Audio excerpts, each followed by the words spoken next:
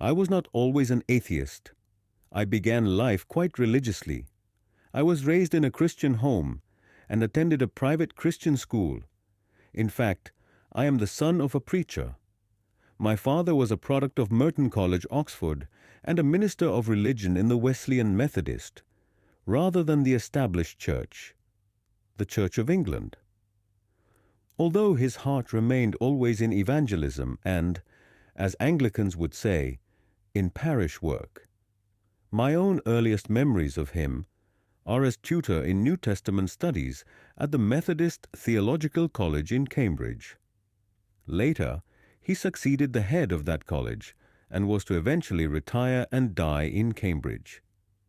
In addition to the basic scholarly and teaching duties of these offices, my father undertook a great deal of work as a Methodist representative in various interchurch organizations. He also served one-year terms as president of both the Methodist Conference and the Free Church Federal Council.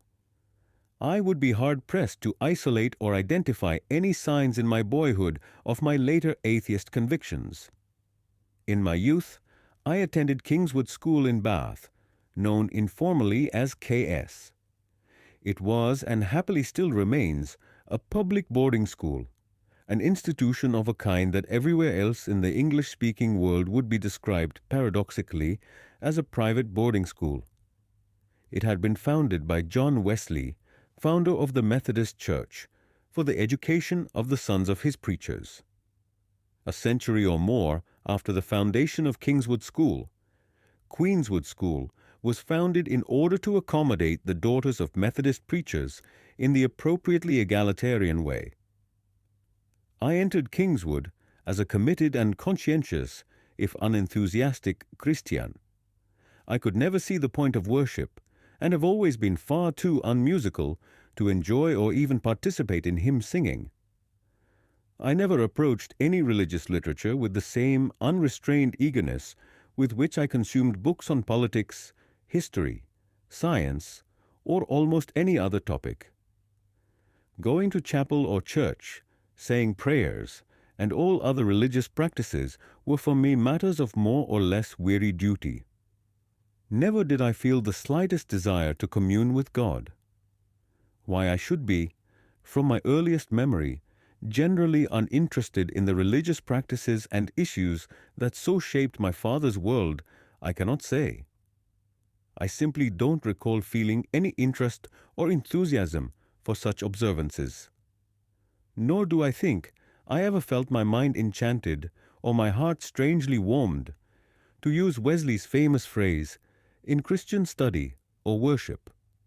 Whether my youthful lack of enthusiasm for religion was a cause or effect, or both, who can say? But I can say that whatever faith I had when I entered KS was gone by the time I finished. A theory of devolution. I am told that the Banner Group, a prominent Christian demographic polling organization, concluded from its surveys that, in essence, what you believe by the time you are 13 is what you will die believing. Whether or not this finding is correct, I do know that the beliefs I formed in my early teenage years stayed with me for most of my adult life. Just how and when the change began, I cannot remember precisely. But certainly, as with any thinking person, multiple factors combined in the creation of my convictions. Not the least among these factors was what Immanuel Kant called an eagerness of mind not unbecoming to scholarship, which I believe I shared with my father. Both he and I were disposed to follow the path of wisdom, as Kant described it. It is wisdom that has the merit of selecting, from among innumerable problems that present themselves, those whose solution is important to humankind. My father's Christian convictions persuaded him that there could be nothing more important to humankind than the elucidation, propagation, and implementation of whatever is in truth the teaching of the New Testament. My intellectual journey took me in a different direction, of course, but one that was no less marked by the eagerness of mind I shared with him. I also recall being most beneficially reminded by my father on more than one occasion that when biblical scholars want to become familiar with some peculiar Old Testament concept, they do not try to find an answer simply by thinking it through on their own. Instead, they collect and examine with as much context as they can find all available contemporary examples of the employment of the relevant Hebrew word. This scholarly approach in many ways formed the basis of my earliest intellectual explorations, and one I have yet to abandon, of collecting and examining, in context, all relevant information on a given subject. It is ironic, perhaps, that the household in which I grew up very likely instilled in me the enthusiasm for critical investigation that would eventually lead me to reject my father's faith. The face of evil. I have said in some of my later atheist writings that I reached the conclusion about the non-existence of God much too quickly, much too easily, and for what later seemed to me the wrong reasons. I reconsidered this negative conclusion at length and often, but for nearly 70 years thereafter, I never found grounds sufficient to warrant any fundamental reversal. One of those early reasons for my conversion to atheism was the problem of evil. My father took my mother and me on annual summer holidays abroad. Although these would not have been affordable on a minister's salary, they were made possible because my father often spent the early part of summer examining for the Higher School Certificate Examinations Board, now called A-level examinations, and had been paid for that work. We were also able to travel abroad cheaply, since my father was fluent in German after 2 years of theological study in the University of Marburg before World War I. He was thus able to take us on holiday in Germany and once or twice in France without having to spend money on a travel agent. My father was also appointed to serve as the representative of Methodism at several international theological conferences. To these, he took me, an only child, and my mother as non-participating guests. I was greatly influenced by these early travels abroad during the years before World War II. I vividly recall the banners and signs outside small towns proclaiming, "Jews not wanted here." I remember signs outside the entrance to a public library proclaiming, "The regulations of this institution forbid the issuing of any books to Jewish borrowers." I observed a march of 10,000 brown-shirted stormtroopers through a Bavarian summer night. Our family travels exposed me to squads of the Waffen-SS in their black uniforms with skull and crossbones caps.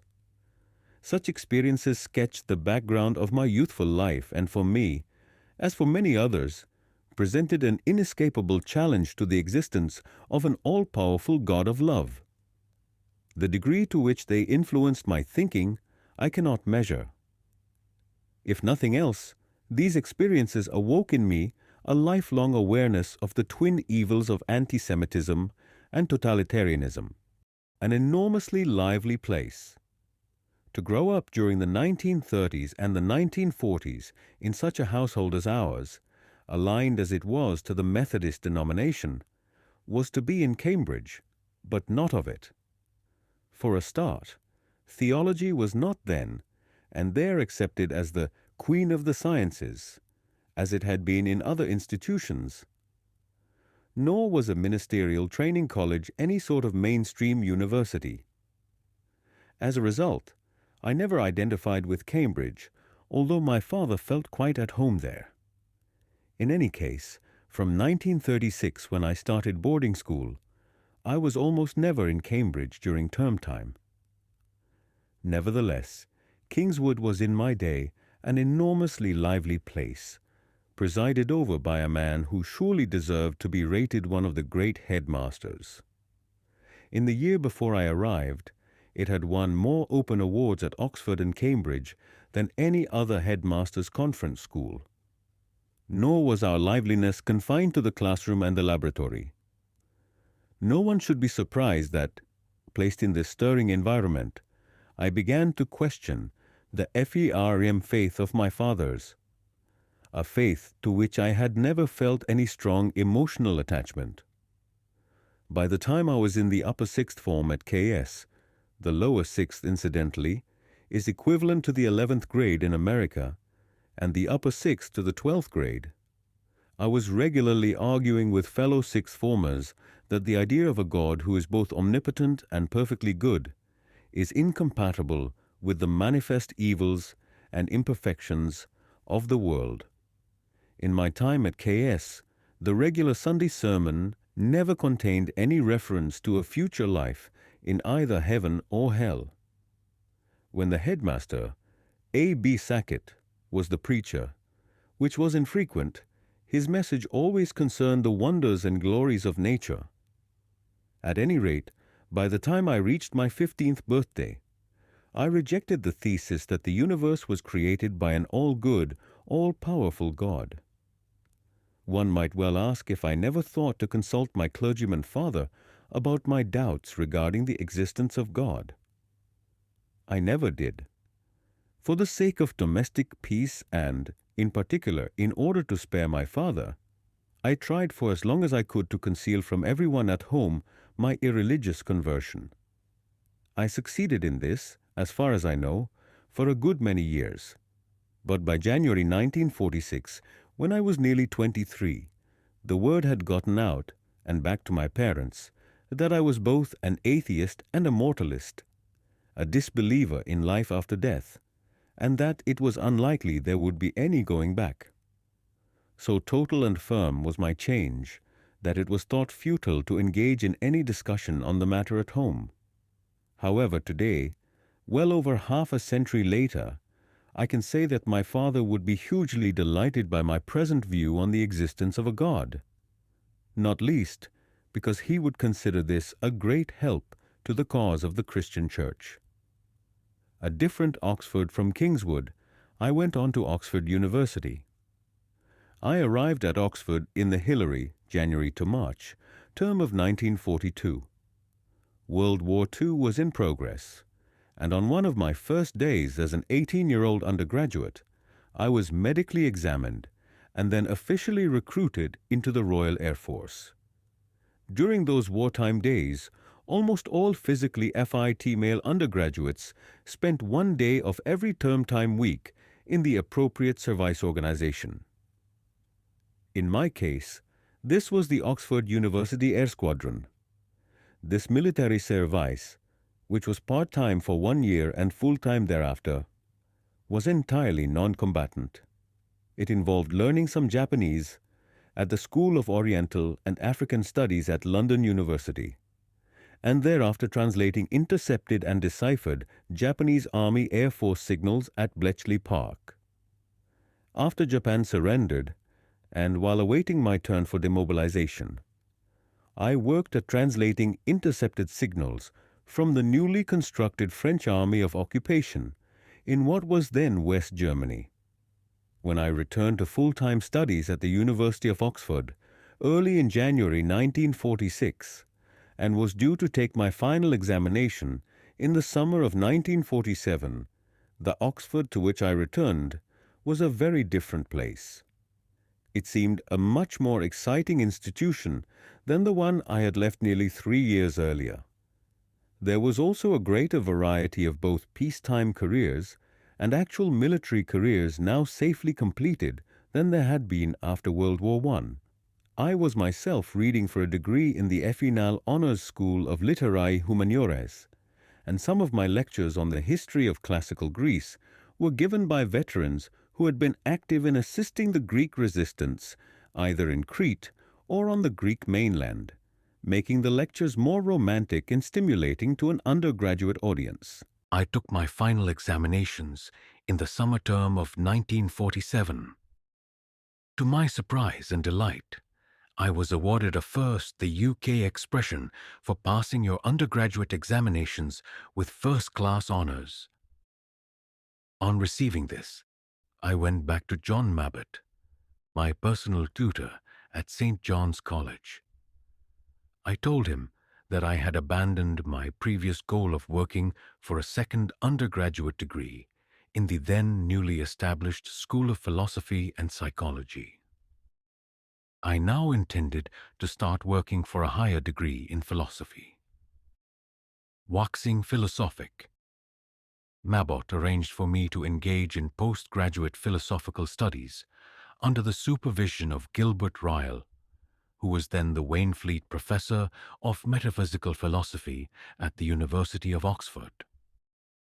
Ryle, in the second term of the academic year, 1947 to 48, was the senior of Oxford's 3 philosophy chairs. It was only many years later that I learned from Mabot's captivating book, Oxford Memories, that Mabot and Ryle had been friends since they first met at Oxford. Had I been at a different college, and had I been asked by a different college tutor which of the 3 possible professional supervisors I would have preferred, I would certainly have chosen Henry Price, because of our shared interest in what is now known as parapsychology, but was then still called psychical research. As it was, my first book was entitled A New Approach to Psychical Research, and Price and I became speakers at conferences concerned with psychical research. But I'm sure I would not have won the university prize in philosophy in an exceptionally strong year had my graduate studies been supervised by Henry Price. We would have spent too much of our time talking about our common interests. After devoting the academic year 1948 to reading for a higher degree in philosophy under Ryle's supervision, I won the aforementioned University Prize, the John Locke Scholarship in Mental Philosophy. I was then appointed to what in any other Oxford college but Christ Church would have been called a probationary fellowship, that is to say, a full-time teaching job. In the vocabulary of Christ Church, however, I was said to have become a probationary student. During the year, I taught at Oxford. The teachings of the noted philosopher Ludwig Wittgenstein, whose approach to philosophy would influence my own, entered Oxford. However, these teachings, later published as his Blue Book, Brown Book, and Lectures on Mathematics, came in the form of typescripts of single lectures, and they were accompanied by letters from Wittgenstein indicating to whom the particular lectures might or might not be shown. A colleague and I contrived to produce, without breaking any promise to Wittgenstein, copies of all the Wittgenstein lectures then available in Oxford, so that anyone who wished could read these lectures.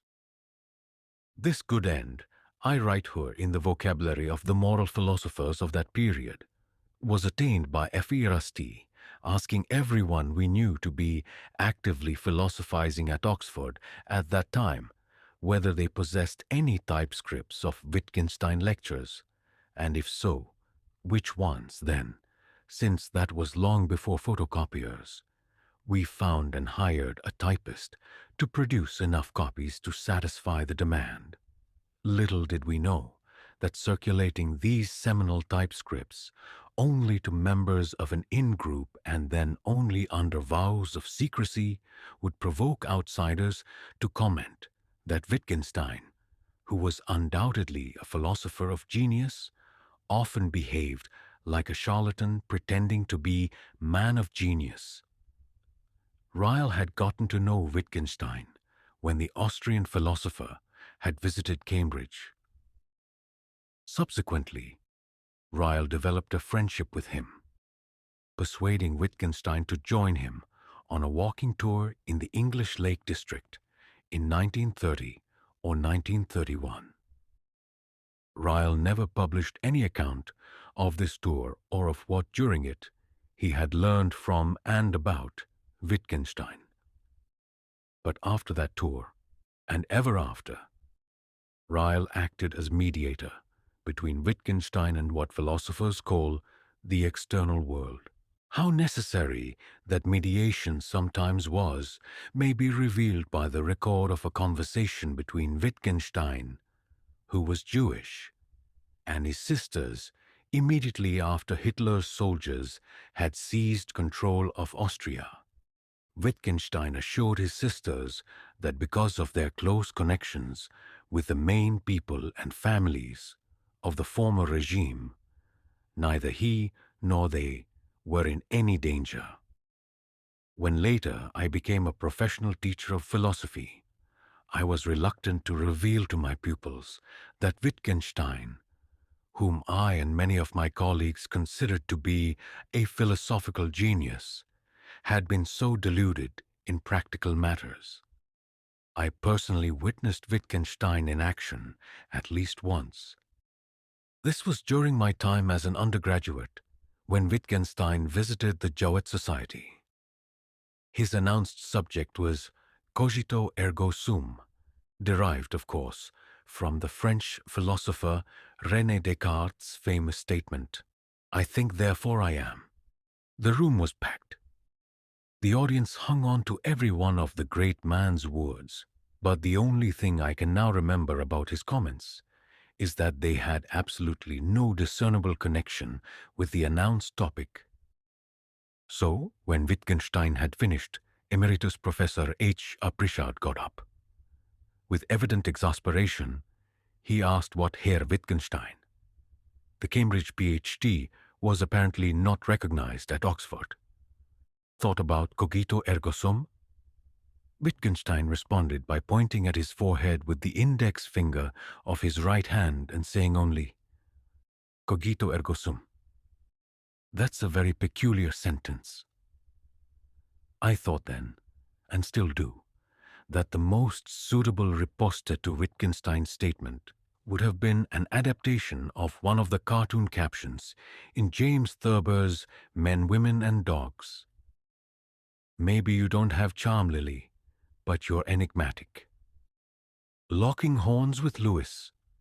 During my time as a graduate student supervised by Gilbert Ryle, I became aware that it was his obviously principled practice always to respond directly, person to person, to any objection made to any of his philosophical contentions.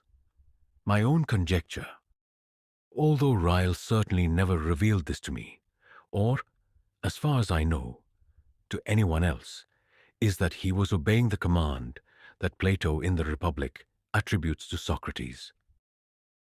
We must follow the argument wherever it leads. Among other things, this principle requires that every objection made person to person must also be met person to person. It is a principle I myself have tried to follow throughout a long and very widely controversial life. This Socratic principle also formed the inspiration of the Socratic Club, a group that was really at the center of what intellectual life there was in wartime Oxford. The Socratic Club was a lively forum for debates between atheists and Christians, and I was a regular participant at its meetings. Its redoubtable president from 1942 to 1954 was the famous Christian writer C.S. Lewis. The club convened every Monday evening during term time in the underground junior common room of St. Hilda's College. In his preface to the first issue of the Socratic Digest, Lewis cited Socrates' exhortation to follow the argument wherever it leads. He noted that this arena specially devoted to the conflict between Christian and unbeliever was a novelty. Many of the leading atheists at Oxford locked horns with Lewis and his fellow Christians. By far the best-known encounter was the celebrated February 1948 debate between Lewis and Elizabeth Anscombe, which led Lewis to revise the third chapter of his book Miracles. I still remember being a member of a small group of friends returning together from that great debate, walking directly behind Elizabeth Anscombe and her party. She was exultant, and her friends were equally exultant. Immediately in front of this party, C.S. Lewis trod alone, walking as rapidly as he could to refuge in his rooms in Magdalen College, just off the bridge we were all crossing. Although many have characterized Lewis as permanently demoralized by the outcome of this debate, Anscombe herself thought differently. The meeting of the Socratic Club, at which I read my paper, she wrote later, has been described by several of his friends as a horrible and shocking experience which upset him very much. Neither Dr. Havard, who had Lewis and me to dinner a few weeks later, nor Professor Jack Bennett remembered any such feelings on Lewis' part. I am inclined to construe the odd accounts of the matter by some of his friends as an interesting example of the phenomenon called projection. Lewis was the most effective Christian apologist for certainly the latter part of the 20th century. When the BBC recently asked if I had absolutely refuted Lewis's Christian apologetic, I replied, no. I just didn't believe there was sufficient reason for believing it. But of course, when I later came to think about theological things, it seemed to me that the case for the Christian revelation is a very strong one, if you believe in any revelation at all. Highly positive developments.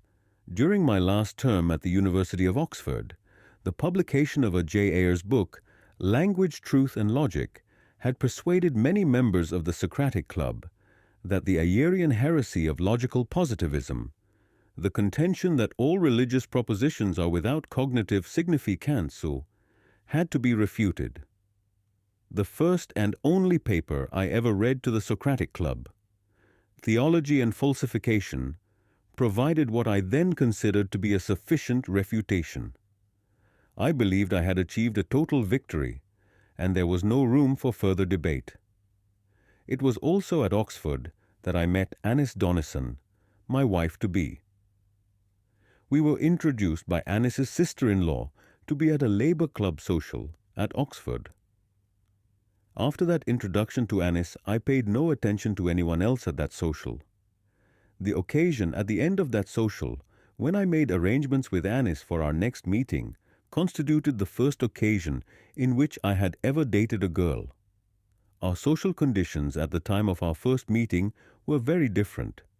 I was teaching at Christ Church, a men-only institution, whereas Annis was in her first year as a pupil at Somerville, a women's college, which, like all the other women's colleges in Oxford at that time, and for a decade or so thereafter, simply expelled any student who committed marriage.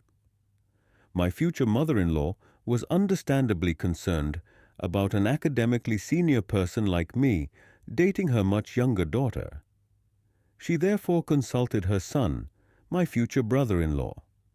He assured her that I was, as she would have put it herself, in love or something, and would be broken-hearted if I were to be prevented from continuing that dating relationship. I have always assumed that he simply wanted his younger sister to be left alone, to conduct her own life, knowing her to be a sensible girl who could be trusted not to make any hasty decisions. Though I had long since departed from my father's faith, I nonetheless reflected what I had been taught by my Methodist parents. I never even attempted to seduce Annis before our wedding, believing that such behavior is always morally wrong. Nor, as the son of an academic, did I entertain thought of persuading Annis to marry me before she had graduated and won her degree. I officially ceased to be an untenured tutor at Christ Church, Oxford, at the end of September 1950, and began to serve as a lecturer in moral philosophy at the University of Aberdeen in Scotland on October 1st that year. Beyond Oxford. During my years in Aberdeen, I gave several radio talks, participated in 3 or 4 radio discussions sponsored by the then newly founded and militantly highbrow BBC Third program, and served as a subject in several psychological experiments. For us, the great attractions of Aberdeen were the friendliness of almost everyone we met, the strength and variety of the adult education movement, the very fact that Aberdeen was a city in Scotland rather than in England, which was new to us, and the fact that it gave us such varied possibilities for walking along the coast and in the Cairngorms. I don't think we ever failed to join the Cairngorm Club on one of its regular monthly trips to those hills. During the summer of 1954, I traveled from Aberdeen by way of North America to become Professor of Philosophy at the University College of North Staffordshire, which later earned its charter as the University of Kiel. Throughout the 17 years I spent there, Keele remained the nearest thing the United Kingdom has ever had to such U.S. liberal arts colleges as Oberlin and Swarthmore. I quickly became devoted to it, and left only when it began, slowly but irresistibly, to lose its distinctiveness. Having spent the academic year 1970 to 71 as a visiting professor in the United States, I resigned at the end of 1971 from what had by then become the University of Kiel. My successor at Keele was Richard Swinburne. In January 1972, I moved to the University of Calgary in Alberta, Canada. My initial intention was to settle there. However, in May 1973, after only 3 semesters in Calgary, I transferred to the University of Reading, where I remained until the end of 1982. Before requesting and receiving early retirement from Reading, I had contracted to teach for 1 semester each year at York University, Toronto, during the remaining 6 years of my normal academic life. Halfway through that period, however, I resigned from York University in order to accept an invitation from the Social Philosophy and Policy Center at Bowling Green State University in Ohio to serve the next 3 years as a distinguished research fellow. The invitation was next extended for another 3 years. After that, I finally and fully retired to, and still reside in, reading. This outline of my career does not address the question of why I became a philosopher. Given my philosophical interests at Kingswood, it may seem that I was all set to become a professional philosopher long before going up to Oxford. In fact, I scarcely knew there existed such a creature at the time. Even in my 2 terms at Oxford before joining the RAF, the nearest I came to philosophy was at meetings of the Socratic Club. My main interests outside my studies were political. That was still true after January 1946, when the subjects I studied began to include philosophy. I only began to see a career in philosophy as a remote possibility a few months before taking finals in December 1947. Had my fears of being placed in Class 2 been realized, I would have read for a second set of finals, with a concentration on psychology in the new school of philosophy, psychology, and physiology. Instead, I went straight to work for the similarly newfangled B.Phil, under the supervision of Gilbert Ryle. It was only in the last weeks of 1949, after being appointed to a probationary studentship at Christ Church, that I set my course, and indeed burned my bridges, by refusing an offer to join the administrative class of the Home Civil Service, a choice I regretted until I received the offer from Aberdeen.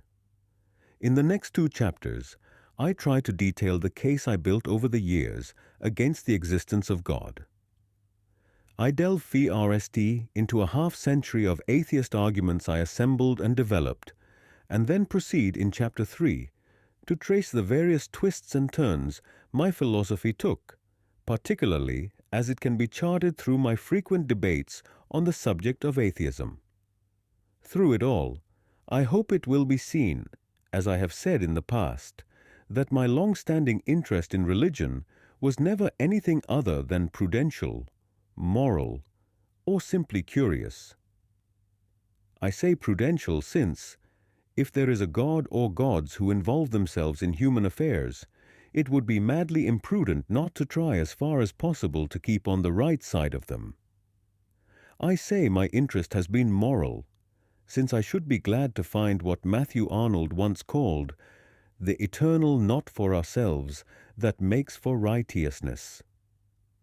And I say my interest has been curious, since any scientifically minded person must want to discover what, if anything, it is possible to know about these matters. Even so, it may well be that no one is as surprised as I am that my exploration of the divine has after all these years turned from denial to discovery, where the evidence leads. When Alice journeyed through the looking-glass in Lewis Carroll's famous fantasy, she met a queen who claimed to be 101 5 months and a day. "I can't believe that," said Alice. "Can't you?" the queen said in a pitying tone. "Try again. Draw a long breath and shut your eyes." Alice laughed. "There's no use trying," she said. "One can't believe impossible things." "I dare say you haven't had much practice," said the queen. "When I was your age, I always did it for half an hour a day. Why, sometimes I've believed as many as 6 impossible things before breakfast." I dare say I must sympathize with Alice. Had I tried to imagine the path my life and study has taken, even after I commenced studies in philosophy under the supervision of Gilbert Ryle, I must certainly have dismissed it all as improbable if not impossible. I could hardly have imagined, when I first published Theology and Falsification, that within the next half-century I would publish some 35 volumes on a wide variety of philosophical topics. Though I am most known for my writings on the question of God's existence, this was by no means my only area of interest.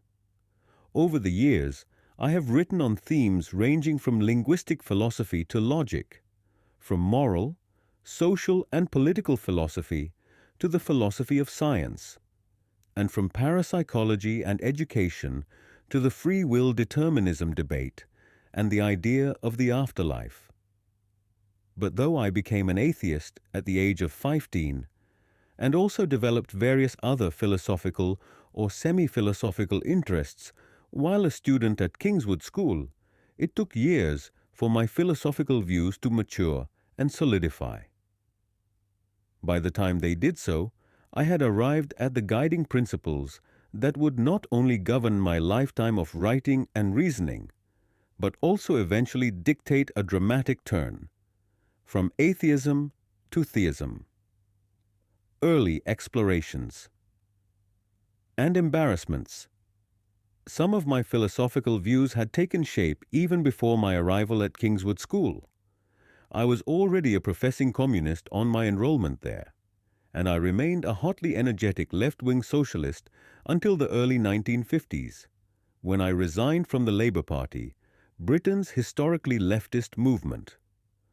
What prevented me from actually joining the Communist Party, as several of my Kingswood contemporaries did, was the behavior of the British Communist Party after the German-Soviet Pact of 1939, when I was still a teenager. In obedience to instructions from Moscow, this servile and treacherous organization started to denounce the war against National Socialist, Nazi Germany as imperialist and hence no business of the British people. These denunciations continued even through 1940, while the country was threatened with invasion. However, this so-called imperialist war suddenly became a progressive people's war, from the communists' perspective, when German forces invaded the USSR. In subsequent years, I became increasingly critical of the theory and practice of communism, with its thesis that history is driven by laws akin to those of the physical sciences. During this period, like many of my contemporaries at Kingswood, I discovered the expository writings of C.E.M. Joad. At that time, Joad was the philosopher best known to the British public because of his broadcast discussions on philosophical topics and his popular writing style. He authored some 75 books in all. Partly through reading Joad, I discovered various best-selling but, as I have since learned, lamentably unreliable books about psychical research, the subject now more usually known as parapsychology. I suppose many of us, as we age, look back on our youth with a mixture of nostalgia and embarrassment. I'm sure these emotions are quite common. However, not all of us have the added misfortune of having recorded, and published no less, some of those embarrassments. But such is my case. My interest in parapsychology led to the 1953 publication of my first excruciatingly ill-written book. I had written and delivered a pair of broadcast talks in 1951 attacking popular misrepresentations of alleged parapsychological phenomena. These talks prompted the invitation from a publisher to write a book on the subject, which, in the brash arrogance of youth, I entitled A New Approach to Psychical Research. The book treated both the alleged facts and the philosophical problems of parapsychology. I hope I may be forgiven some of the stylistic defects in that work, since those are partly due to the fact that the publishers wanted it written in the style of a frivolous essay. There were, however, more substantial faults. On the empirical side, I accepted the since discredited experimental work of S.G. Soule, a London University mathematician and researcher. On the philosophical side, I had not yet grasped the full significance for parapsychology of the sort of arguments sketched by the Scottish philosopher David Hume in section 10 of his first inquiry. Decades later, I compiled a book of readings, which I consider more satisfactory than any previously available on the subject, entitled Readings in the Philosophical Problems of Parapsychology. In my editorial contributions, I summed up what, in the intervening years, I had learned of the solutions to those problems, exploring new interests. Two other philosophical interests arose from popular scientific writings I read in my youth.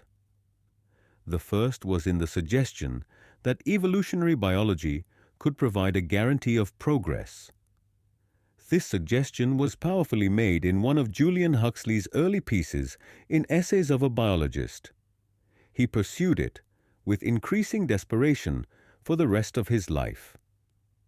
In Time, The Refreshing River, and in History Is on Our Side, Joseph Needham combined this suggestion with a Marxist philosophy of history, a doctrine asserting natural laws of inexorable historical development. Thus, Marxists believed that there are universal laws, such as the inevitability of class warfare, governing the development of societies. It was partly in order to refute this literature that, when I was asked in the mid-1960s to contribute to the series New Studies in Ethics, I undertook to produce a book-length essay, Evolutionary Ethics. This was also partly the reason I wrote Darwinian Evolution when I was asked to contribute to a series on movements and ideas in the early 1980s. In this latter book, I sought to show that the prestige of Darwinism has been invoked to sustain other ideas and beliefs that lack any solid foundation, such as the idea that Darwin's theory is a guarantee of human progress. The second philosophical interest aroused by my reading of popular scientific literature was in attempts to draw neo-Berkeleyan conclusions from 20th century developments in physics. Neo-Berkeleyans belong to the school of philosophy called idealism. Idealists believe that all of physical reality is purely mental, and that only minds and the contents of minds exist. The main source books here were the works of Sir James Jeans and Sir Arthur Eddington. It was Susan Stebbing, with her philosophy and the physicists, who taught me how to begin cutting my way out of this particular jungle. Years later, in an introduction to Western philosophy, I would try to show that such idealism was fatal for science. I cited a passage from Mind, Perception and Science by a distinguished British neurologist, the aptly named Lord Brain, W. Russell Brain, who noted that neurologists are usually idealists who believe that the act of perceiving an object is simply an event in the subject's brain. I also quoted Bertrand Russell's claim that perception gives no immediate knowledge of a physical object. If this were true, I said, then there is no such thing as perception. And since the scientists do and must rely for the ultimate vindication of their discoveries upon direct observation, this conclusion necessarily undermines the findings from which it is derived. In short, this view removes the basis of all scientific inference. Against this, I argued that in normal conscious perception, I must have an appropriate sensory experience, e.g., the sound and sight of a hammer driving in a nail, and that if anything is truly said to have been perceived, then that thing, the hammer and the nail, must have been part of the cause of my having that experience. New insights in philosophy. During my time at Oxford, 1946 to 1950, a new way of doing philosophy, sometimes called the revolution in philosophy, was in full bloom. While at Oxford, for 2 years as an undergraduate, another as a postgraduate, and 18 months as a junior tutor at Christ Church, I saturated myself in this new philosophy, which its many enemies described as linguistic or ordinary language. The dominant philosophical figures at Oxford at the time were Gilbert Ryle and John Austin. Ryle, as I have noted, was supervisor of my B.Phil studies. I saw more of Austin when, after my appointment at Christ Church, I was able to become a regular attender at his now famous Saturday mornings, discussions held in his Oxford rooms on Saturday mornings to discuss the progress of science. This Oxford philosophy of the 1940s and the 1950s provided several valuable insights that I still hold to be true. Perhaps the most important and wide-ranging of these insights was that we must become constantly and crisply conscious of how all philosophy, insofar as philosophy is a conceptual inquiry, must be concerned with correct verbal usage. We can have no access to concepts except through study of linguistic usage, and hence the use of those words through which these concepts are expressed. This insight recalled to me the biblical scholars I mentioned earlier, exemplified by my father, who study some peculiar Old Testament concept by collecting and examining, with as much context as they can find, all available usages of the relevant Hebrew word. As heady and as influential on the development of my own philosophical direction as those days were, this new philosophy was neither so new nor so necessarily narrow as it sometimes appeared. The revolution involved a focus on conceptual grammar, the use of concepts in ordinary language, a study that would help eliminate many of the apparent problems in philosophy. One such problem was whether we could have knowledge by acquaintance of the external, logically public world. This problem was fiar est formulated in the 17th century by Descartes, and later accepted without question by most of his greatest successors, Locke, Berkeley, Hume, and Kant among them. This new philosophy, however, rejected this problem of Cartesian skepticism by rejecting its starting point, that a person was an incorporeal subject who had only private experience. This belief was inconsistent with the assumption in our regular speech that we know by acquaintance both the physical world and other people. But as I said, this was not completely new. The Plato who wrote Theaetetus and the Aristotle of the Nicomachean Ethics would have been entirely at home in seminars run by Ryle and Austin. Progress in philosophy. Before leaving Oxford, I delivered materials for the collection entitled Logic and Language, Series 1, to the publisher. A second series soon followed. Both volumes were edited with a short introduction by me, the FERS in 1951 and the second in 1953. So soon after taking my position as lecturer at the University of Aberdeen, I found myself acting as the unappointed but nevertheless recognized spokesman in Scotland for Oxford linguistic philosophy. When the Scots Philosophy Club, a collection of all those teaching philosophy in Scotland, launched a new journal, the Philosophical Quarterly. An early issue contained an attack on this Oxford school. To this, the editor asked me to respond. The result, Philosophy and Language, later became, in a modified form, the introductory chapter in a third collection of papers titled Essays in Conceptual Analysis.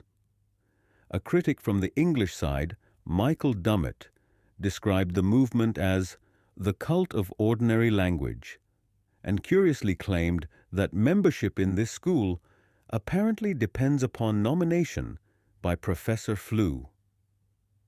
Certainly, some of the practitioners of the new philosophy, even if only very few, were devoted to trivial, esoteric, and pointless inquiries. I reacted against such apparent triviality and pointlessness with a paper I wrote and read to the B-Philos Club entitled Matter That Matters. I argued that it was both possible and desirable to concentrate on problems that even philosophically uninstructed laypersons could perceive as interesting and important, instead of wasting time and effort in philosophical shadowboxing, and this I said without abandoning.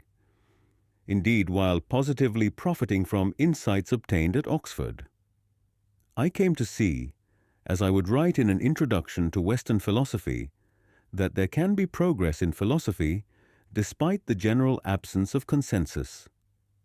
The lack of consensus in philosophy is not an independently sufficient demonstration that the subject doesn't make progress. The attempt to show that there is no philosophical knowledge by simply urging that there is always someone who can be relied on to remain unconvinced is a common fallacy made even by a distinguished philosopher like Bertrand Russell. I called it the "but there is always someone who will never agree" diversion. Then there is the charge that in philosophy it is never possible to prove to someone that you are right and he or she is wrong. But the missing piece in this argument is the distinction between producing a proof and persuading a person. A person can be persuaded by an abominable argument and remain unconvinced by one that ought to be accepted. Progress in philosophy is different from progress in science, but that does not mean it is therefore impossible. In philosophy, you spotlight the essential nature of deductive argument. You distinguish between questions about the validity or invalidity of arguments and questions about the truth or falsity of their premises or conclusion. You indicate the strict usage of the term fallacy, and you identify and elucidate such fallacies as the "but there is always someone who will never agree" diversion. To the extent that these things are accomplished with better reasoning and greater effectiveness, progress will be seen, even as consensus and persuasion remain elusive and incomplete. Paying more attention to atheism, C. S. Lewis's Socratic Club was open for business during the heyday of the new philosophy, and the Socratic principle I saw exemplified there, of following the evidence wherever it may lead, increasingly became a guiding principle in the development, refinement, and sometimes reversal of my own philosophical views. It was also in meetings of the Socratic Club that the linguistic philosophers, who were accused of trivializing a once profound discipline, began to explore what Kant famously distinguished as the three great questions of philosophy: God, freedom, and immortality. My contribution to the discussions in this forum was a paper entitled Theology and Falsification. As I have mentioned, the grounds on which I embraced atheism at the age of 15 were clearly inadequate. They were built on what I later described as two juvenile insistencies. One, the problem of evil was a decisive disproof of the existence of an all-good, all-powerful God. And two, the free will defense did not relieve the Creator of responsibility for the manifest ills of creation. But since my school days, I had devoted much more attention to the reasons for or against reaching atheist conclusions. My opening shot in this investigation was Theology and Falsification. Theology and Falsification was first presented in the summer of 1950 to the Socratic Club at Oxford, and then published in October in an ephemeral undergraduate journal called University. The first reprinting appeared in 1955 in New Essays in Philosophical Theology, a collection jointly edited by Alistair MacIntyre and myself. New Essays was a substantial collection of contributions to the philosophy of religion from the perspective of the new philosophy. The Times literary supplement at the time described it as possessing a certain virginal freshness. My main objective in Theology and Falsification was to clarify the nature of the claims made by religious believers. I asked, do the numerous qualifications surrounding theological utterances result in their dying the death by 1,000 qualifications? If you make a claim, it is meaningful only if it excludes certain things. For instance, the claim that the earth is a globe excludes the possibility that it is flat. And although it may appear flat, this apparent contradiction can be explained by the earth's great size, the perspective from which we are viewing it, and so on. So, once you add appropriate qualifications, the claim can be satisfactorily reconciled with phenomena that appear to contradict it. But if contradictory phenomena and associated qualifications keep multiplying, then the claim itself becomes suspect. If we say that God loves us, then we must ask what phenomena the claim excludes. Obviously, the existence of pain and suffering emerge as problems for such a claim. Theists tell us that, with appropriate qualifications, these phenomena can be reconciled with the existence and love of God. But then the question arises as to why we should not simply conclude that God does not love us. Theists, it would seem, do not let any phenomena count against the claim that God loves us. This would mean that nothing counts for it either. It effectively becomes empty. I concluded that a fine, brash hypothesis may thus be killed by inches, the death by 1,000 qualifications. Although my intention in raising these questions seems clear, I have repeatedly encountered claims that I was expounding my views about the meaning, or more often the meaninglessness, of all religious language. Just as prevalent have been claims that I was explicitly appealing to, or at least taking for granted, and relying upon the notorious verification principle of the old original Vienna Circle of logical positivists, that only statements that could be verified using the methods of the sciences were meaningful. But in fact, I have never maintained any comprehensive thesis about the meaning or the meaninglessness of all religious language.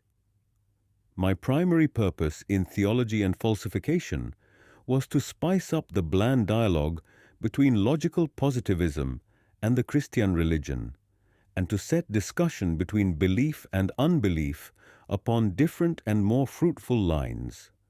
I was not offering any comprehensive doctrine about all religious belief or all religious language.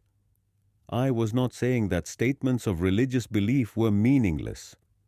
I simply challenged religious believers to explain how their statements are to be understood, especially in the light of conflicting data.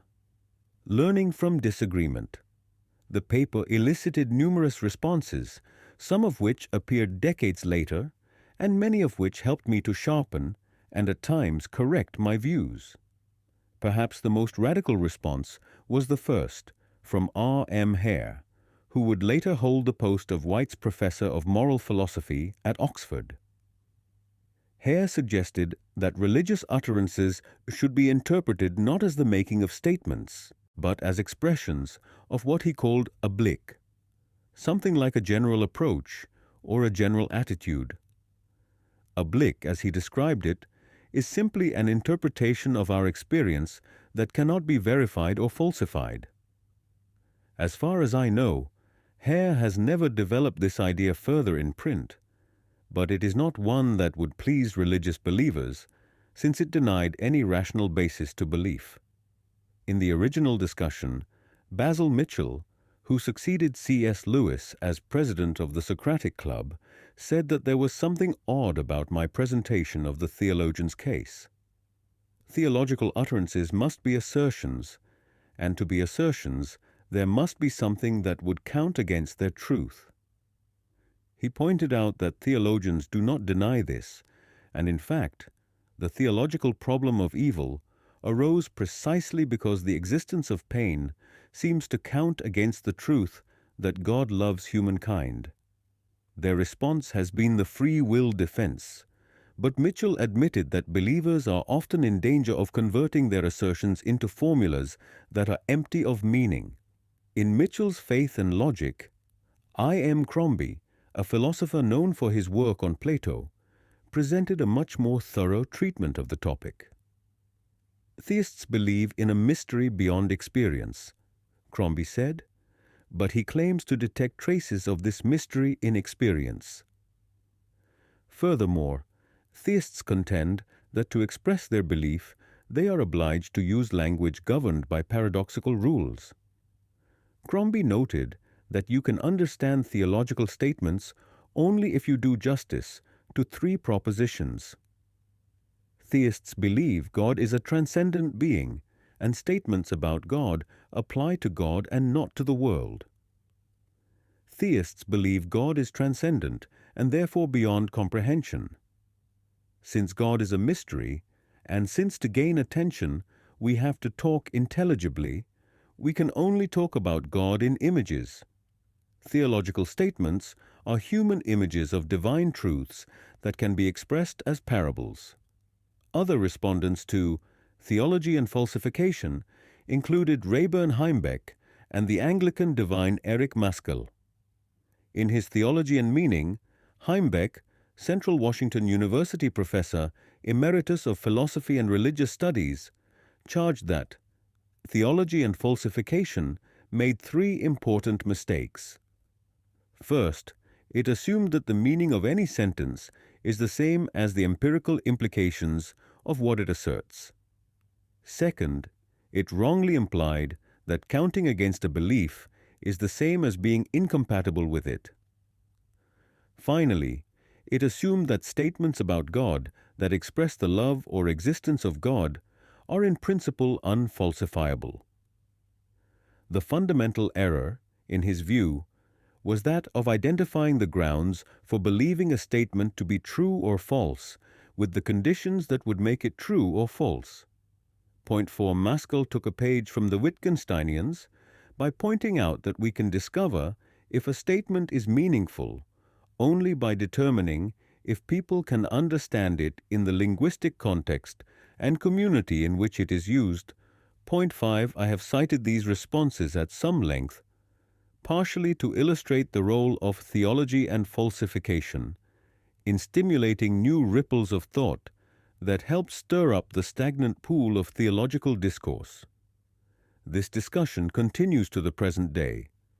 In fact, the spring 2005 issue of the Richmond Journal of Philosophy featured yet another article discussing the merits of my arguments from 1950.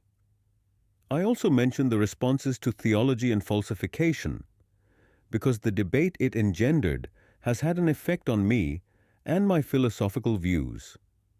How could it fail to do so if I am consistent in my intention to follow the evidence wherever it leads? Indeed, in the Silver Jubilee reprint of the paper, I conceded the validity of two charges made by critics. Basil Mitchell had taken me to task for an oddity on my conduct of the theologian's case. Mitchell demonstrated that theologians do not deny that the fact of pain counts against the assertion that God loves humankind. And it is precisely this that generates the theological problem of evil. I think he is right in this. I also acknowledged the force of Heimbeck's critique and said I was wrong to collapse the distinction between counts against and is incompatible with. My main argument bore directly only on the latter. God and Philosophy. 11 years after New Essays, I published God and Philosophy. This was an attempt to present and examine the case for Christian theism. I could not find any previous presentation of the case that was widely accepted by contemporary believers as either adequate or standard. I tried asking Christian friends and colleagues for suggestions, but I found that there was little or no overlap between the resulting lists they offered. So I assembled from several sources the strongest case I could, urging those who were dissatisfied to buckle to and produce something they and their co-believers might find more satisfactory. God and Philosophy was first published in 1966. The book was reissued in 1984 as God, a Critical Inquiry. A final edition, with a publisher's foreword and a new and very unsatisfactory introduction by myself, was released by Prometheus in 2005. In God and Philosophy, I propounded a systematic argument for atheism. At the outset, I contended that our starting point should be the question of the consistency, applicability, and legitimacy of the very concept of God. In the succeeding chapters, I addressed both the arguments of natural theology and the claims of divine revelation, while analyzing the notions of explanation, order, and purpose. Drawing on David Hume and other like-minded thinkers, I argued that the design, cosmological, and moral arguments for God's existence are invalid.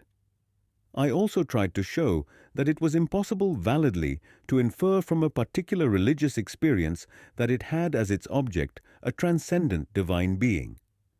But the most significant contribution of the volume was the chapter Beginning from the Beginning. I noted that 3 issues in particular must be answered with respect to the concept of God. How God is to be identified. How positive as opposed to negative terms, like incorporeal, can be applied to God. How the inconsistency of defined characteristics of God with undenied facts can be explained, i.e., how the ills in the universe are to be reconciled with the existence of an omnipotent God. The second and third of these questions had been defended by theists with the theory of analogy when talking of God's attributes, and with the free will defense when dealing with the problem of evil. But it was the first question that had never before been sufficiently highlighted. Identification and individuation are matters of picking out an agreed upon, recognized, and constant subject of discourse. But it was far from obvious how such a singular substance as the Mosaic God could be identified as separable and separate from the whole created universe, and what sense, if any, can be given to the insistence that this being persists always one and the same, yet is active either through time or, still more perplexing, somehow outside time. Until and unless we have a genuine, coherent, and applicable concept, the question of whether such a being exists cannot properly arise. In other words, we cannot begin to discuss reasons for believing that a specific sort of God exists until we establish how to identify the God we mean to discuss. Much less can we understand how that same individual might be re-identified through the passage of time. So, for instance, how could a person without a body, i.e. a spirit, who is present everywhere, be identified and re-identified, and thus qualify as a possible subject for various descriptions? Theists responded to this line of thought in several ways. Most notable of all was Richard Swinburne, my successor at the University of Kiel, and later the Noloth Professor of the Philosophy of the Christian Religion at Oxford, with his book The Coherence of Theism.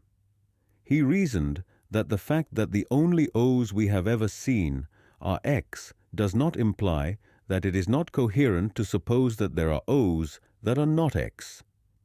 He said that no one has any business arguing that, just because all the so-and-sos with which they happen themselves to have been acquainted were such and such, therefore such and suchness must be an essential characteristic of anything that is to be properly rated a so-and-so. About identity, He argued that the identity of a person is something ultimate and cannot be analyzed in terms of continuity of body, memory, or character. J. L. Mackie, an atheist philosopher, accepted Swinburne's definition of God as a spirit who is everywhere present, all-powerful, and all-knowing, and simply asserted that there is really no problem when it comes to identification and individuation. Point 6. A historian of philosophy, Frederick Copleston, acknowledged the force of the problem I raised regarding the coherence of the concept of God and responded with a different kind of answer. "I do not think," he said, "that it can be justifiably demanded of the human mind that it should be able to pin down God like a butterfly in a showcase." According to him, God becomes a reality for the human mind in the personal movement of transcendence. In this movement, God appears as the unseen goal of the movement, and inasmuch as the transcendent cannot be grasped in itself and overflows, so to speak, our conceptual web, doubt inevitably tends to arise. But within the movement of transcendence, doubt is at once counterbalanced by the affirmation involved in the movement itself. It is within the context of this personal movement of the human spirit that God becomes a reality for man. What do I think today about the arguments laid out in God and Philosophy? In a 2004 letter to Philosophy Now, I observed that I now consider God and philosophy to be a historical relic. But of course, one cannot follow the evidence where it leads without giving others the chance to show you new perspectives you had not fully considered. And my current views on the themes treated there are presented in Part 2 of this book, My Discovery of the Divine. The Presumption of Atheism. A decade after God and Philosophy, I produced The Presumption of Atheism, published as God, Freedom, and Immortality in the United States. In this book, I argued that a discussion about God's existence should start with the presumption of atheism, that the onus of proof must lie with the theists.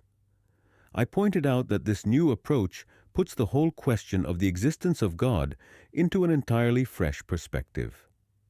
It helps smoke out conceptual problems with theism that might otherwise escape attention and forces theists to begin from the absolute beginning. Theists' use of the word God must be provided with a meaning that makes it theoretically possible for an actual being to be so described. Consequently, I maintained, with this fresh perspective, the whole enterprise of theism appears even more precarious than it did before. The presumption of atheism can be justified by the inescapable demand for grounds. To believe there is a God, we have to have good grounds for the belief. But if no such grounds are provided, there exists no sufficient reason for believing in God, and the only reasonable position is to be a negative atheist or an agnostic.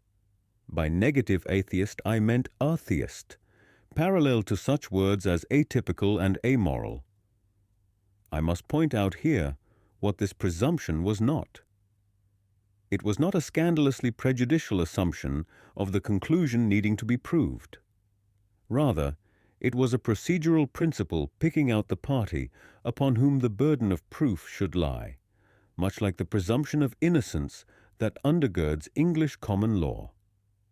I contended that in any properly systematic apologetic, the propounder of a God hypothesis must begin, as would the propounder of any existential hypothesis, by phi-rst, explaining the particular concept of God to be employed, and then indicating how the corresponding object is to be identified. Only when and if these two essential preliminary tasks have been satisfactorily completed can it become sensible to begin deploying evidence intended to show that the concept does apply. This argument garnered many and varied responses. Writing as an agnostic, the English philosopher Anthony Kenny maintained that there may be a presumption for agnosticism, but not for positive or negative atheism.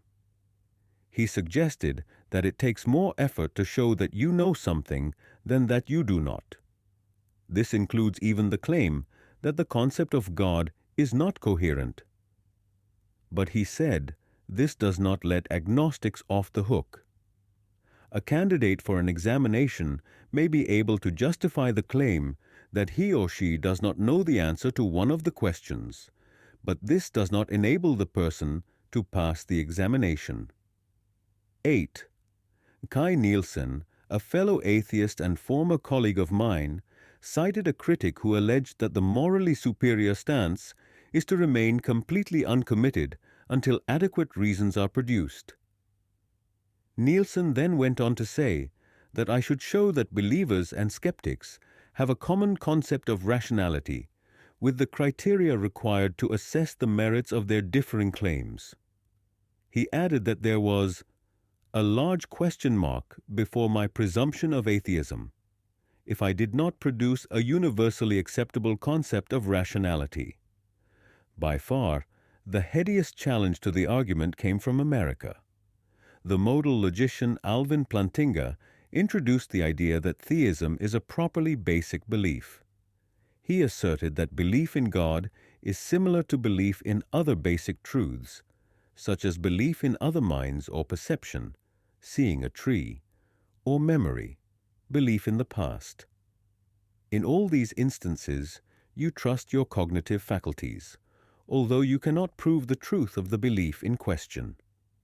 Similarly, people take certain propositions, e.g., the existence of the world, as basic and others as derivative from these basic propositions. Believers, it is argued, take the existence of God as a basic proposition. The Thomist philosopher Ralph McInerney reasoned that it is natural for human beings to believe in God because of the order, arrangement, and law-like character of natural events.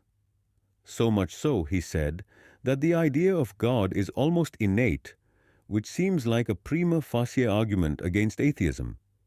So, while Plantinga argued that theists did not bear the burden of proof, McInerney went still further, holding that the burden of proof must fall on atheists. I should point out here that unlike my other anti-theological arguments, the argument for the presumption of atheism can be consistently accepted by theists. Given adequate grounds for belief in a God, theists commit no philosophical sin in so believing. The presumption of atheism is, at best, a methodological starting point, not an ontological conclusion. Changing my mind. As a professional philosopher, I have changed my mind on disputed topics more than once. This should not be surprising, of course, given my beliefs regarding the possibility of progress in philosophy and the principle of following the argument wherever it may lead me. While teaching at the University of Kiel in 1961, I wrote a book about Hume's inquiry concerning human understanding, titled Hume's Philosophy of Belief. Up until then, Hume's inquiry, usually called the Atheist inquiry to distinguish it from his later inquiry concerning the principles of morals, had usually been treated, in contrast to what the author himself thought of it, as a mere miscellany of afterthought essays. It is today considered Hume's greatest work. About my book on Hume, Gilbert Ryle said, "I think very highly of the book. It has scholarship and fire, almost a record." And John Passmore said, "Any subsequent discussion of Hume's secularism will have to begin with Flew."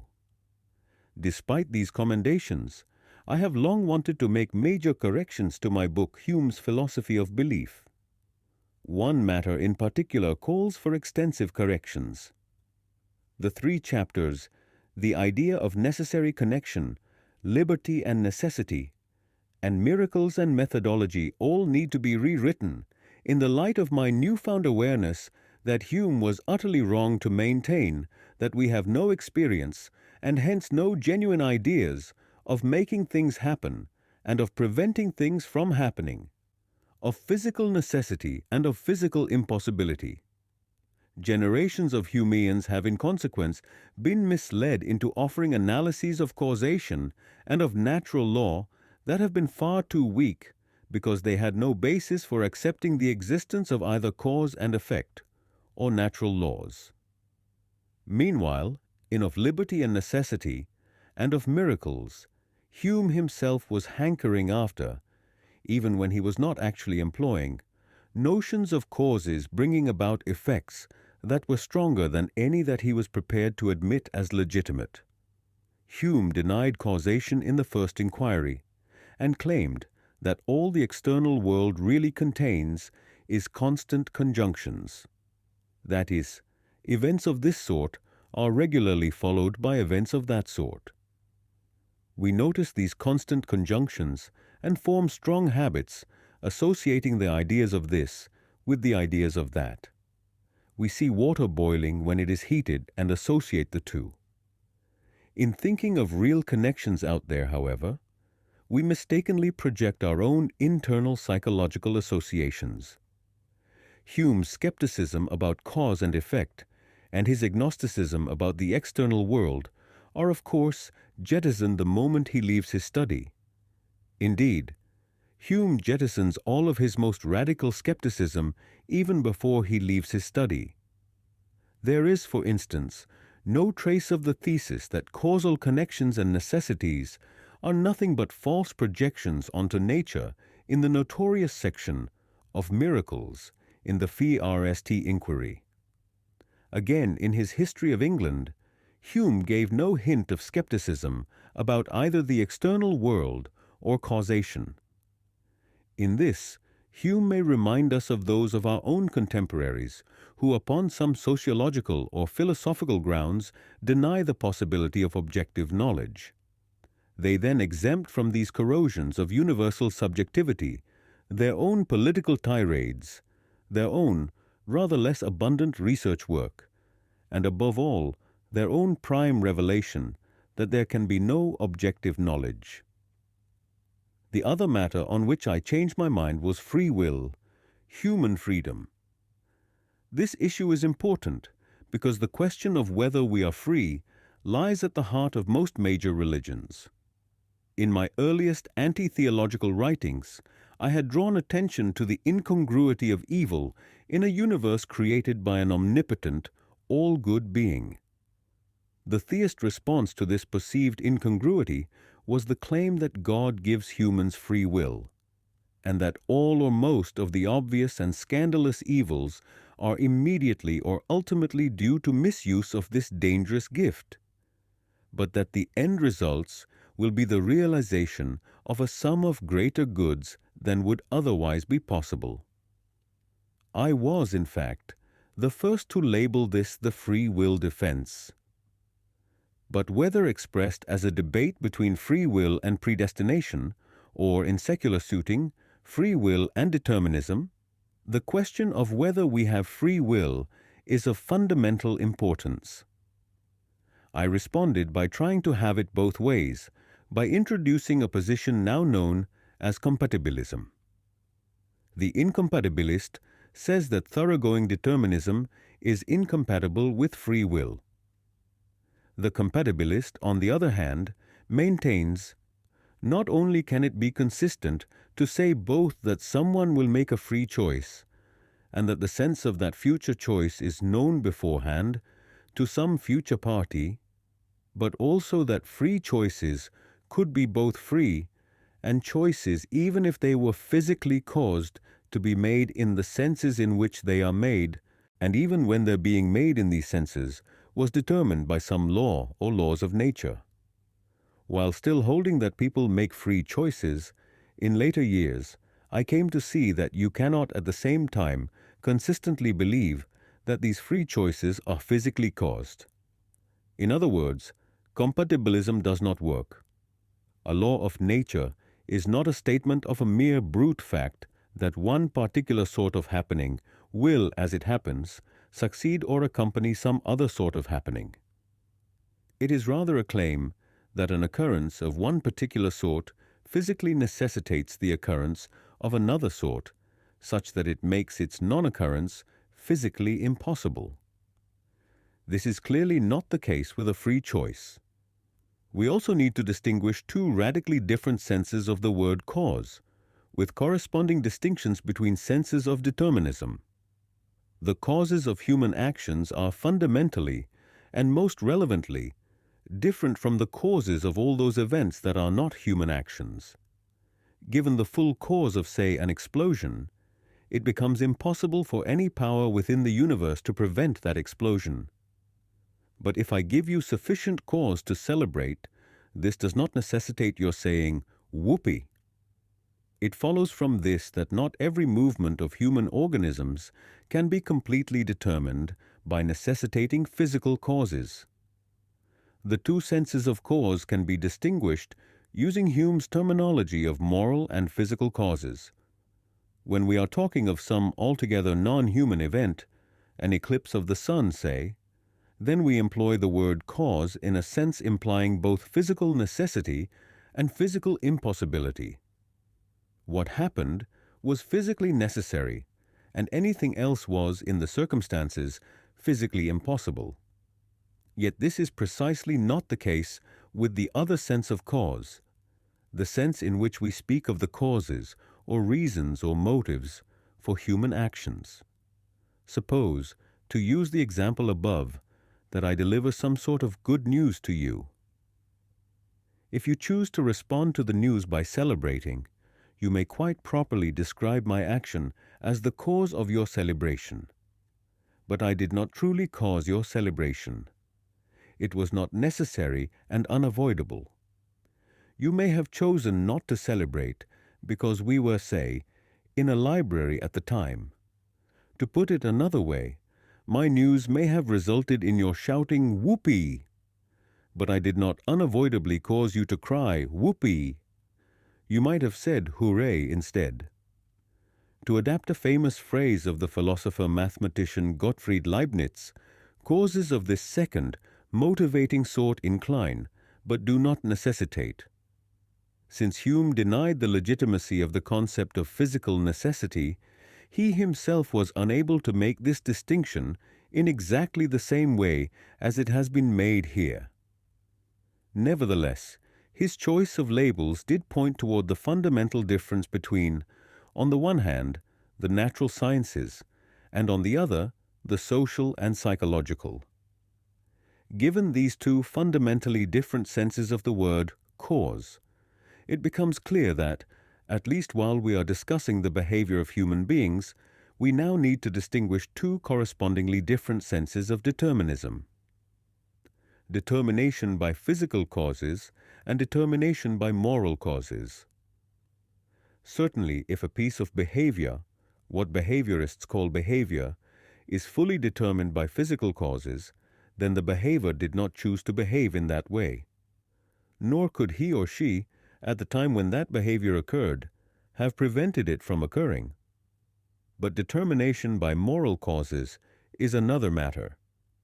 To explain individuals' conduct by reference to their reasons for, that is to say, moral causes of, their acting as they did is to presuppose that they could have acted differently. Desires and wants are certainly not irresistible conclusions as such. Most of us are sufficiently disciplined sometimes to refrain from doing things we very much want to do. It is surely by failing these fundamental and crucial distinctions that so many people are misled into concluding that all explanations of conduct in terms of any kind of cause, physical or moral, supports an all-excusing doctrine of universal physical necessitation. This would mean that it was physically impossible for any to have behaved in any way other than the way they did. What is required to avoid such errors is a logical analysis, such as one I carried out in social life and moral judgment, of the three intimately associated notions of being an agent, having a choice, and being able to do something other than what we actually do.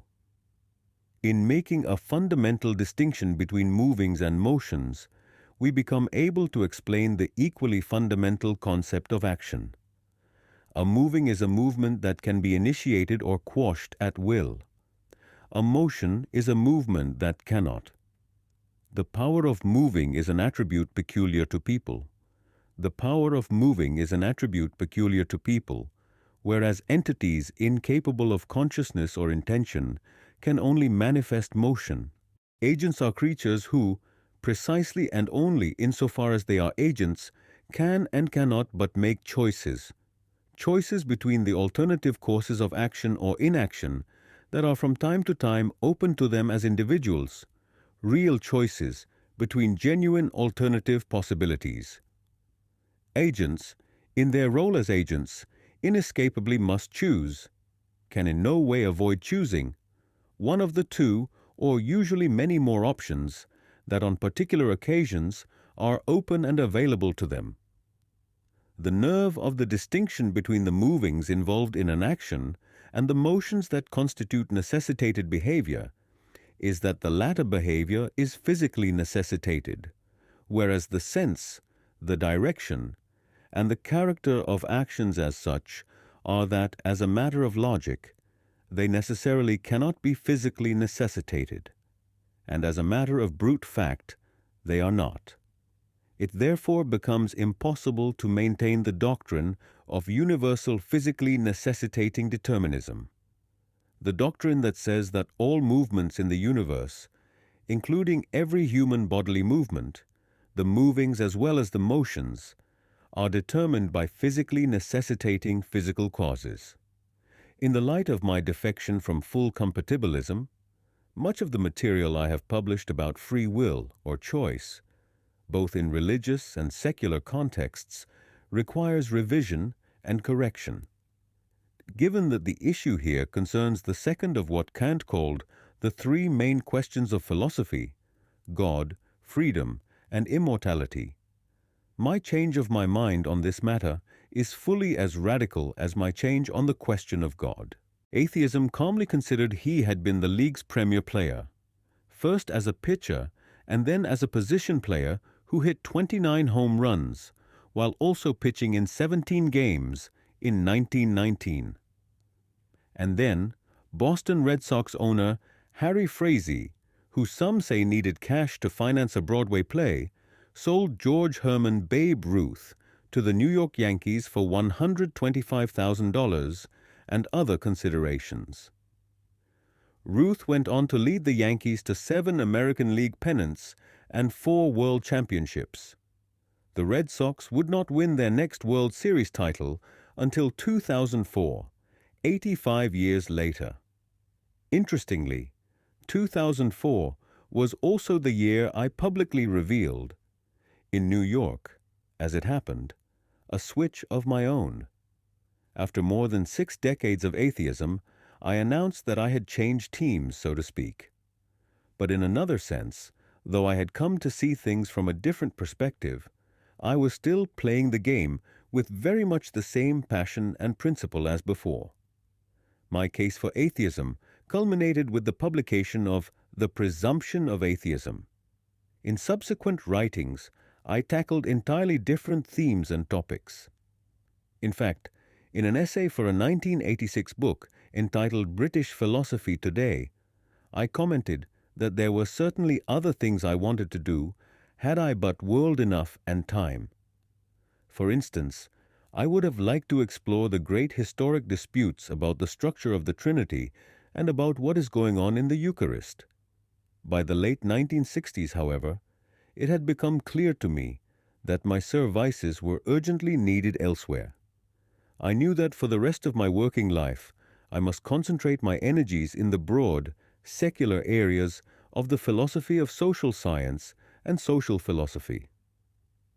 I issued one caveat, however. Since I had said much about the philosophy of religion over the years, I confessed that I remained intellectually duty-bound to respond to challenge or criticism whenever possible, either admitting that I had gotten it wrong or explaining why I could not agree with my critics. This caveat, therefore, kept me engaged with defenders of theism who challenged my case for atheism, even as I moved on to other philosophical pursuits. Such engagement was nothing new to me. In fact, my entire philosophical career has been spent in spirited dialogue and public debate with thinkers who differed from me on various questions ranging from social philosophy, the body-mind problem, and the free will determinism dispute to the question of God. The themes under discussion in my debates on the existence of God evolved over the half-century of my active intellectual life. In 1950, we sought to specify what it means to say God loves you. In 1976, we tried to clarify whether the concept of God was coherent. In 1985, we were trying to determine on whom fell the burden of proof. And in 1998, we were debating the implications of Big Bang cosmology. Through it all, however, my public engagements on theological themes not only helped to sharpen my own dialectic, but also introduced me to many colleagues and opponents worthy of my respect and disagreement. Sticking to my guns, of all my debates, the two best attended were the debates of 1976 and 1998. The 1976 debate with Thomas Warren in Denton, Texas, had an audience on different days of 5,000 to 7,000. The 1998 debate with William Lane Craig in Madison, Wisconsin, drew a crowd of about 4,000. These two events were the only times in my life in which I served as one of two protagonists in a formal public debate. Debates in the United Kingdom typically took place before small academic audiences. Thus, my first exposure to a mass audience in the context of a debate was my encounter with the late Professor Thomas B. Warren, a Christian philosopher. The debate was held on the campus of the North Texas State University, now the University of North Texas, in Denton, on 4 consecutive nights, starting on September 20th, 1976, dates that coincided with the first of that year's U.S. presidential debates between Jimmy Carter and Gerald Ford. Before an enthusiastic audience, Dr. Warren wielded an impressive array of charts and slides. Interestingly, a good part of his case was an attack on the theory of evolution, which at that time seemed to me to be a novel undertaking. When Dr. Warren asked if I believed there could be a being that is half ape and half human, I responded that this was sort of like determining whether someone is bald. My supervisor Gilbert Ryle was positively egg-like, and there is no doubt that everyone must call that bald. But if we go one hair at a time, it is not easy to define who is bald and who is not. However, given my current views, a few of my very declarative statements from that debate may be of interest in depicting the fervency of my atheist convictions at that point. I know there is no God. A system of belief about God contains the same sort of contradiction as unmarried husbands or round squares. I myself am inclined to believe that the universe was without beginning and will be without end. Indeed, I know of no good reasons for disputing either of these suggestions. I believe that living organisms evolved over an immeasurably long period from non-living materials. I was impressed with the hospitality of my hosts, but the debate ended with both Warren and I sticking to our guns. Shootout at the OK Corral. My next debate was nearly 10 years later, and also in Texas. It was held in Dallas in 1985 and felt like the famous shootout at the OK Corral. I joined 3 other atheist gunslingers, Wallace Matson, Kai Nielsen, and Paul Kurtz. We battled a corresponding phalanx of leading theistic philosophers: Alvin Plantinga, William P. Alston, George Mavrodes, and Ralph McInerney. Unlike the famous gun battle, however, this debate provided no fireworks, because neither group was willing to engage the other. Each side clung to the position that the burden of proof was on the opposing side. I held to the presumption of atheism derived from the old legal maxim that the onus of proof lies on the one who affirms, not on the one who denies. Plantinga, on the theist side, insisted that belief in God is properly basic, meaning that theists have no obligation to provide arguments for their belief, just as they cannot and do not have to produce arguments to support other fundamental beliefs like the existence of the world. As for my fellow atheists, Nielsen argued that philosophy of religion is boring, and Matson that the traditional arguments for God were flawed. Kurtz contended that it is not possible to conclude from claims of divine revelation that there is a divine revealer. While in Dallas, I met two evangelical Christian philosophers, Terry Meath of the Oxford Study Center and Gary Habermas of Lynchburg College in Virginia, who have since become good friends. In subsequent years, I have had two published debates on the resurrection of Christ with Habermas and a debate on the existence of God with Meath. My side of the debate with Meath was a restatement of many of the positions I had developed over the years on the coherence of the concept of God and the presumption of atheism. Meath presented a formidable version of the cosmological argument that rested on the following premises. Some limited, changing beings exist. The present existence of every limited changing being is caused by another. There cannot be an infinite regress of causes of being, because an infinite regress of finite beings would not cause the existence of anything. Therefore, there is a first cause of the present existence of these beings. The first cause must be infinite, necessary, eternal, and one. The first uncaused cause is identical with the God of the Judeo-Christian tradition. This argument rested not on the principle of sufficient reason, which I rejected, but on the principle of existential causality. I rejected this argument on the ground that the efficient causes in the universe are efficacious in their own right, without the need for a first uncaused efficient cause. I did say, however, that although it is much more difficult to carry conviction with the contention that it is the mere continuing existence of the physical universe that requires some external explanation, nevertheless, it is easy to persuade the public that the original Big Bang required some kind of first initiating cause. Holding fast. During the time I spent teaching at Bowling Green University in Ohio in the 1980s, I had a rather long debate with the philosopher Richard Swinburne, who, as noted earlier, had succeeded me at the University of Kiel, and then took over as the Noloth professor at Oxford. Swinburne had emerged as the best-known defender of theism in the English-speaking world. A well-known skeptic and former colleague of mine, Terence Penelum, had said of Swinburne's The Coherence of Theism, "I know of no defense against contemporary philosophical criticism that can compare with this one in quality of argumentation or clarity of thought." One concept strongly defended by Swinburne was that of an omnipresent incorporeal spirit, one of the primary targets of my God and philosophy. Like my debate with Plantinga, the debate with Swinburne also ended in a stalemate, with both of us holding fast to our starting points. I could make no sense of the concept of an incorporeal spirit, and Swinburne could not see why anyone would have a problem with it. My dialogue with Swinburne did not end there, but, as will be apparent later in this book, continues to the present.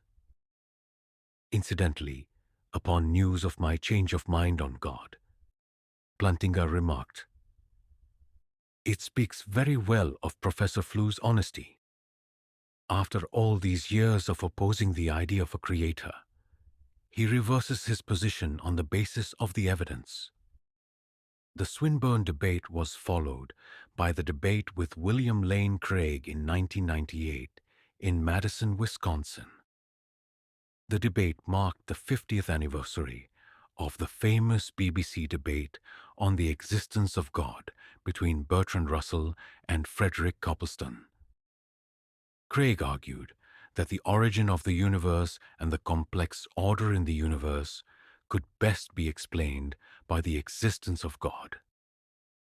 I responded that our knowledge of the universe must stop with the Big Bang, which is to be seen as the ultimate fact. As for the argument to design, I pointed out that even the most complex entities in the universe, human beings, are the products of unconscious physical and mechanical forces. In this debate, I reiterated my position that an omnipotent God could make human beings in such a way that they would freely choose to obey him. This means that the traditional free will defense cannot evade the consequence that God predestines all things, including free choices. I had always been repulsed by the doctrine of predestination, which holds that God predestines the damnation of most human beings. An important feature of this debate was Craig's rejection of traditional predestinarian ideas and his defense of libertarian free will. Craig held that God acts directly on effects and not on the secondary agents, and thus it was impossible for God to create a world of genuinely libertarian creatures who always do the right thing. He cited verses from the Bible that emphasize God's desire that all persons should be saved, e.g., 2 Peter 3:9. Quite recently, I found out that John Wesley, whom I consider one of my country's great sons, had led a great controversy against predestination and in favor of the Arminian alternative, particularly in his greatest paper, Predestination Calmly Considered. I also understand that many exegetes today see St. Paul's writings on predestination as referencing the role of specific individuals in the workings of the Church and not their salvation or damnation. My New York debut, the last of my public debates, a symposium at New York University, occurred in May 2004. The other participants were the Israeli scientist Gerald Schroeder, author of bestsellers on science and religion, notably The Science of God, and the Scottish philosopher John Haldane, whose Theism and Atheism was a debate on God's existence with my friend Jack Smart. To the surprise of all concerned, I announced at the start that I now accepted the existence of a God. What might have been an intense exchange of opposing views ended up as a joint exploration of the developments in modern science that seem to point to a higher intelligence. In the video of the symposium, the announcer suggested that of all the great discoveries of modern science, the greatest was God. In this symposium, when asked if recent work on the origin of life pointed to the activity of a creative intelligence, I said yes. I now think it does. Almost entirely because of the DNA investigations. What I think the DNA material has done is that it has shown, by the almost unbelievable complexity of the arrangements which are needed to produce life, that intelligence must have been involved in getting these extraordinarily diverse elements to work together. It's the enormous complexity of the number of elements and the enormous subtlety of the ways they'd work together. The meeting of these two parts at the right time, by chance, is simply minute. It is all a matter of the enormous complexity by which the results were achieved, which looked to me like the work of intelligence. This statement represented a major change of course for me, but it was nevertheless consistent with the principle I have embraced since the beginning of my philosophical life, of following the argument no matter where it leads. I was particularly impressed with Jerry Schroeder's point-by-point refutation of what I call the monkey theorem. This idea, which has been presented in a number of forms and variations, defends the possibility of life arising by chance, using the analogy of a multitude of monkeys banging away on computer keyboards and eventually ending up writing a Shakespearean sonnet. Schroeder first referred to an experiment conducted by the British National Council of Arts. A computer was placed in a cage with 6 monkeys. After 1 month of hammering away at it, as well as using it as a bathroom, the monkeys produced 50 typed pages, but not a single word. Schroeder noted that this was the case even though the shortest word in the English language is 1 letter, A or I. A is a word only if there is a space on either side of it. If we take it that the keyboard has 30 characters, the 26 letters and other symbols, then the likelihood of getting a 1-letter word is 30 times 30 times 30, which is 27,000. The likelihood of getting a 1-letter word is 1 chance out of 27,000. Schroeder then applied the probabilities to the sonnet analogy. "What's the chance of getting a Shakespearean sonnet?" he asked. He continued, "All the sonnets are the same length. They're by definition 14 lines long. I picked the one I knew the opening line for. Shall I compare thee to a summer's day? I counted the number of letters. There are 488 letters in that sonnet. What's the likelihood of hammering away and getting 488 letters in the exact sequence, as in, shall I compare thee to a summer's day? What you end up with is 26 multiplied by itself 488 times, or 26 to the 488th power, or, in other words, in base 10, 10 to the 690th. Now, the number of particles in the universe, not grains of sand, I'm talking about protons, electrons, and neutrons, is 10 to the 80th. 10 to the 80th is one with 80 zeros after it. 10 to the 690th is one with 690 zeros after it. There are not enough particles in the universe to write down the trials. You'd be off by a factor of 10 to the 600th. If you took the entire universe and converted it to computer chips, forget the monkeys, each one weighing 1/1,000,000th of a gram, and had each computer chip able to spin out 488 trials at, say, 1,000,000 times a second. If you turn the entire universe into these microcomputer chips, and these chips were spinning 1,000,000 times a second, producing random letters, the number of trials you would get since the beginning of time would be 10 to the 90th trials. It would be off again by a factor of 10 to the 600th. You will never get a sonnet by chance. The universe would have to be 10 to the 600th times larger. Yet the world just thinks the monkeys can do it every time. After hearing Schroeder's presentation, I told him that he had very satisfactorily and decisively established that the monkey theorem was a load of rubbish, and that it was particularly good to do it with just a sonnet. The theorem is sometimes proposed using the works of Shakespeare or a single play, such as Hamlet. If the theorem won't work for a single sonnet, then of course it's simply absurd to suggest that the more elaborate feat of the origin of life could have been achieved by chance. Dueling with Dawkins. In addition to my public debates, I have engaged in various polemical discussions in writing. One prominent instance of such discussions is the exchanges I have had with the scientist Richard Dawkins. Although I commended his atheist works, I have always been a critic of his selfish gene school of thought. In my book Darwinian Evolution, I pointed out that natural selection does not positively produce anything. It only eliminates, or tends to eliminate, whatever is not competitive. A variation does not need to bestow any actual competitive advantage in order to avoid elimination.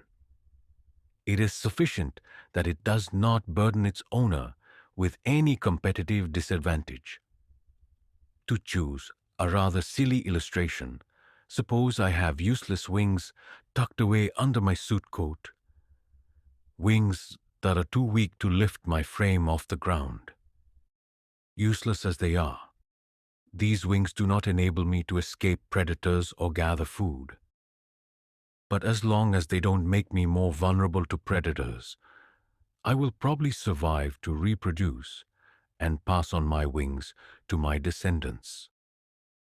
Darwin's mistake in drawing too positive an inference, with his suggestion that natural selection produces something, was perhaps due to his employment of the expressions natural selection or survival of the fittest, rather than his own ultimately preferred alternative, natural preservation.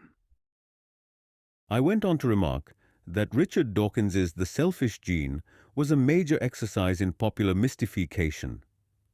As an atheist philosopher, I considered this work of popularization as destructive in its own ways as either The Naked Ape or The Human Zoo by Desmond Morris.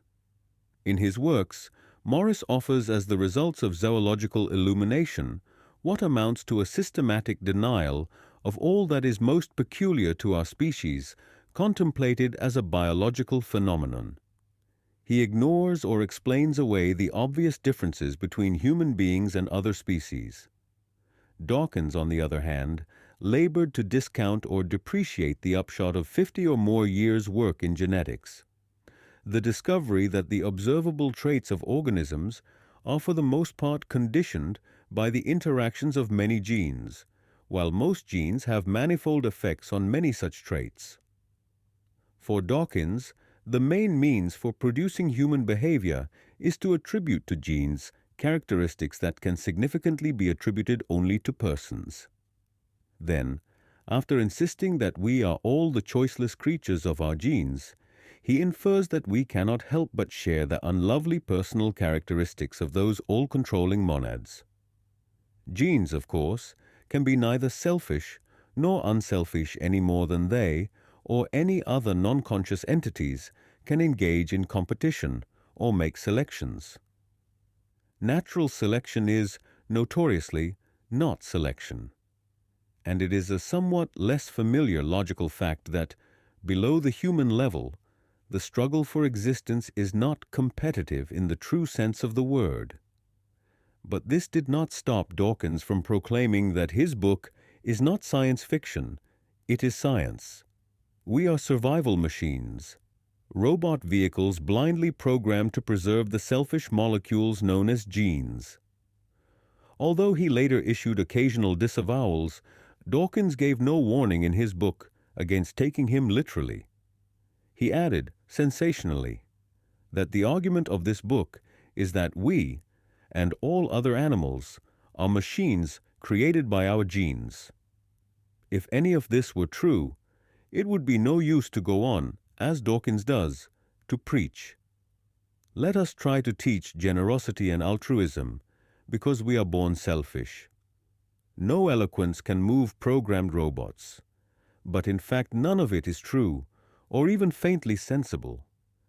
Genes, as we have seen, do not and cannot necessitate our conduct, nor are they capable of the calculation and understanding required to plot a course of either ruthless selfishness or sacrificial compassion. Playing with passion and principle. Babe Ruth retired from baseball at the age of 40.